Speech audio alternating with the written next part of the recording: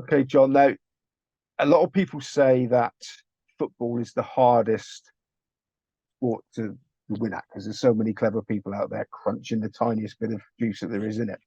There's some but there's having said that, there's some absolute geniuses that have made fortunes betting on football. Tony Bloom in the UK being the obvious one. Are you directly taking on the best brains in the business doing what you do? Interesting question then. Like I think I don't think they'd even be aware of us at this point. But I think what we are doing is we're probably applying very similar knowledge and approaches to them. I mean, it all comes down to finding value, and I think what our tools allow people to do is perhaps look at data that's not as widely focused on in the mainstream and develop models that will give you an edge within that.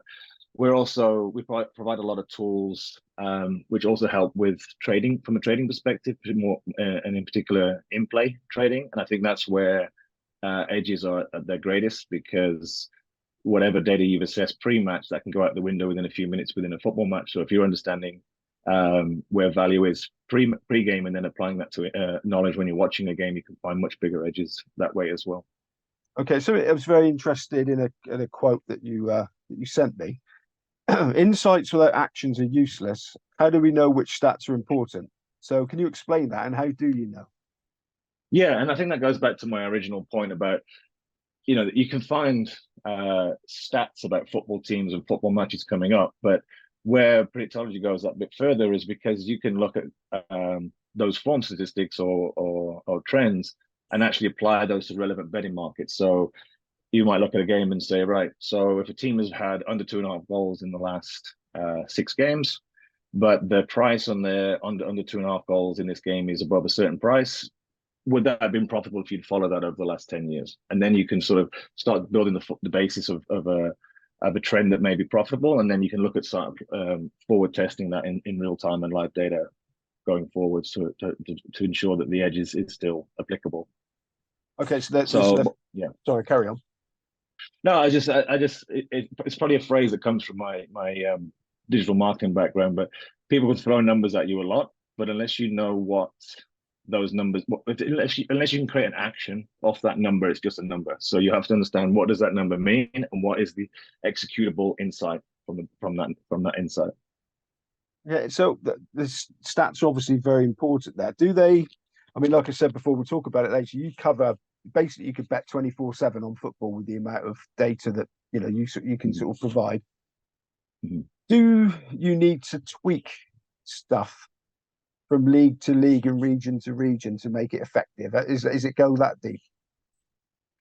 Yeah, so I think there's two aspects to consider when using the system builder aspect of the platform. I mean, firstly, you don't ever want to be backfitting a system. So, just continue adding filters until it becomes profitable, because then it's not something that's going to be sustainable going forward. So some of the reports that we provide will tell you whether the model is statistically sound, whether it's had enough bets or data points, what its Archie or Chi scores are. So there's things like that which we can do to ensure that you're looking at data that may have merit going forwards. And I forgot the other aspect of your question there, so that went down one path. Region to region and league Oh, to region league. to region, yeah. It. Yeah, so there are definitely different characteristics that will apply to different leagues. So one system that will not be one ring to rule them all, and then you can apply that to every league that you play in. But it's like if I go, for example, like the Brazilian leagues in Argentina, South America, they're traditionally you'll see it sort of as banded as gospel, that very low scoring, and to avoid them from a betting or a trading perspective. But it's actually not true when you drill into the numbers. Yes, there are low scoring teams in those, but if you understand that, that's it. What you will understand from that is that the prices can often be priced up incorrectly on a game by game basis. So if you go for leagues where bookmakers are, certainly from a UK perspective, perhaps pricing them up a little bit lazily, same can apply to the MLS. Once you understand the characteristics of those leagues, you can sort of find the value a lot easier in those. Like MLS is quite widely known as having a lot of late goals. So again, if it's a league that you're trading in play, looking at the last 15, 20 minutes of the game, you can see some quite the large swings in the odds as events happen within that game. Yeah, right now, you mentioned AI.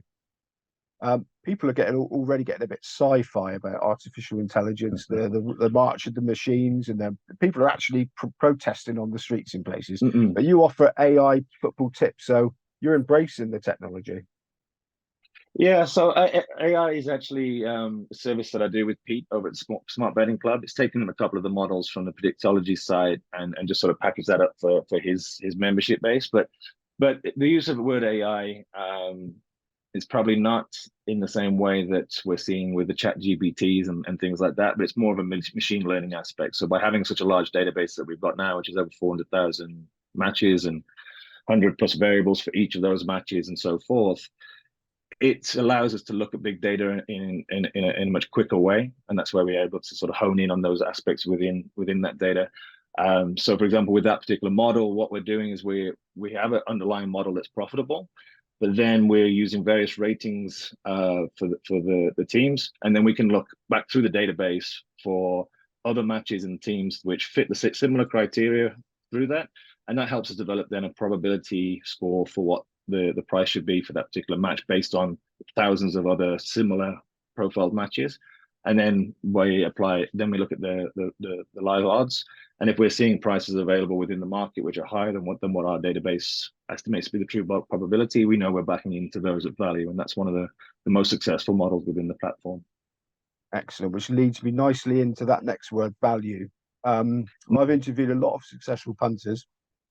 You ask them to explain value, and a lot of it is instinct, or they just know, or they obviously do because they win. So you've told me on the stuff you sent me about value. So can you put it into perspective what you're looking for and what constitutes a value for you? Yeah. So a lot of it's for what I'm doing is using that larger data subset to understand what basically stealing a horse racing term. We're creating tissue prices for what we think every market might be, and it's not restricted just to the 1x2.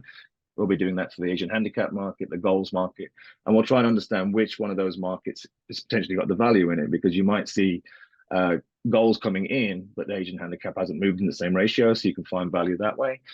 And I thought it was quite interesting because I was watching one of your interviews before we came on with JON.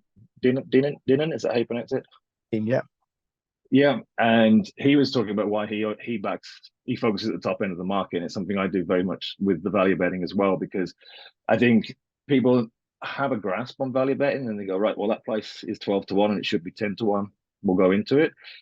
But for the exact same reason that he was highlighting, I prefer to focus at the shorter end of the market because you have that regularity of winners, and it's much easier to maintain the discipline, the confidence in the model and the approach. So with the value tips that we were just talking about, we're betting into those. They're predominantly odds on, a little bit over evens at times, but we're winning around about 73% of the time and compounding the staking on that. So I think from a recreational punter, I think it's actually something that's a lot easier to manage, to follow. It's a couple of bets a day. You're betting into value.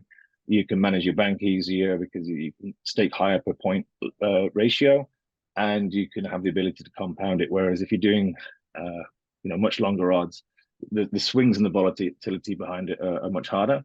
But also by focusing on those shorter ends of the market, I think you can be a lot more confident in the data that you're accessing, whereas the variables can get magnified the longer the odds that go out. Okay, excuse me. So, I mean, you told me that betting at 1.2 when you think it should be 1.1, it looks like a very little margin of error, or are you just zooming in?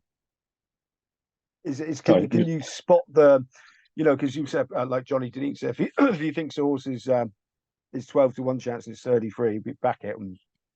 But very difficult to spot 1.1, 1.2 difference, or is it?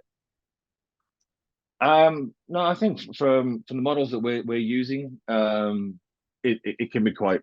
I mean, we're getting plenty of options per week. I mean, it's not high volume. You're not going to have 10 bets a day, but you might have 10 bets a week. But those 10 bets a week, we can be very confident and bet strongly into, and I'd much rather have that than trying to turn over 100 bets a day to turn over my bank. I'd much rather be going in with a higher level of confidence on them. You sort of said about the benefits of betting at that end of the market. Is a lot of it psychological?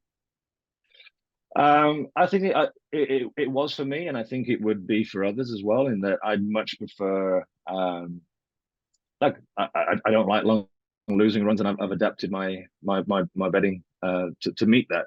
I mean, interestingly, I'll probably flip that around completely when it comes to in-play trading, and I will be opposing those shorter odds. But that's a different mindset, and that's a different reason for that. But yeah, I much prefer to be having a higher strike rate, turning over the regular profits. But and I think the key is you can turn over your bank a lot quicker as well. So therefore, your return on capital can compound a lot quicker as well.